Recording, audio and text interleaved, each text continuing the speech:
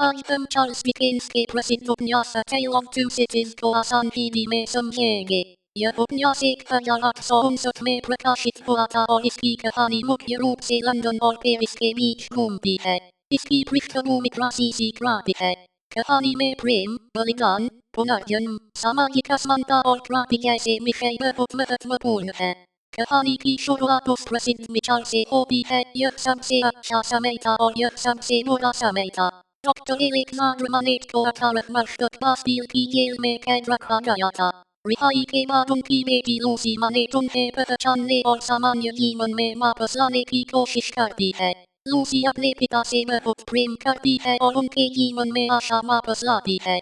कहानी में दो पुरुष विशेष रूप से महत्वपूर्ण हैं, चार्ल्स डार्ले और सिडनी कार्टन। डार्ले फ्रांस के अभिजात रेमोंड परिवार से है, लेकिन वह अपने परिवार की क्रूरता को पसंद नहीं करता और इंग्लैंड में नया जीवन अपनाता है। दूसरी ओर कार्टन एक प्रतिभाशाली लेकिन निराश वकील है। दोनों देखने में लगभग एक जैसे हैं। लूसी से दोनों प्रेम करते हैं, लेकिन लूसी डार्ले से विवाह करती है। अब कहानी का सबसे महत्वपूर्ण ऐतिहासिक भाग आता है, फ्रांसीसी क्रांति। गरीब जनता लंबे समय से शोषण और भूख से परेशान थी। अभिजात वर्ग के अत्याचार के विरुद्ध जनता विद्रोह करती है और बास्टिल पर हमला होता है। मैडम डेफाज क्रांतिकारी वीर की एक प्रमुख महिला है। उसका व्यक्तिगत बदलाव भी क्रांति की हिंसा को और तीखा बनाता है।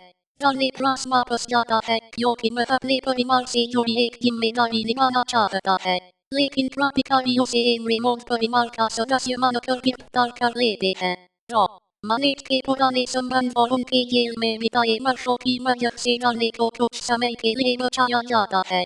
बाद में मैडम डेफाज उसके परिवार के विरुद्ध पुराने अत्याचारों का बदला लेने के लिए उसे फिर खतरे में डाल देती है। अंत में सिडनी कार्टन सबसे बड़ा बलिदान देता है। वह डार्ले जैसा दिखता है, इसलिए वह जेल में डार्ले की जगह खुद को रख देता है और डार्ले को भागने में मदद करता है। कार्टन जानता है कि इससे उसकी मृत्यु निश्चित है, फिर भी वह लूसी और उसके परिवार के लिए यह करता है। उसका बलिदान उपन्यास का भावनात्मक चरम है। इस उपन्यास के मुख्य थीम्स हैं बलिदान, पुनरुत्थान, प्रेम, बदला, सामाजिक अन्याय और क्रांति।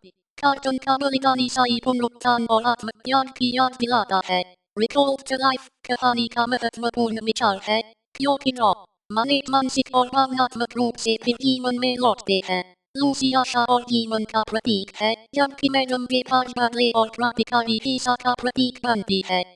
एग्जाम में A Tale of Two Cities से लेखक चार्ल्स डिकेंस, प्रकाशन वर्ष 1859, मुख्य स्थान लंदन और पेरिस, ऐतिहासिक पृष्ठभूमि French Revolution, Lucie Manette, Charles Darnay, Sydney Carton, doctor Manette और मैडम डेफाज को जरूर याद रखें। सबसे महत्वपूर्ण बात है सिडनी कार्टन का अंतिम बलिदान।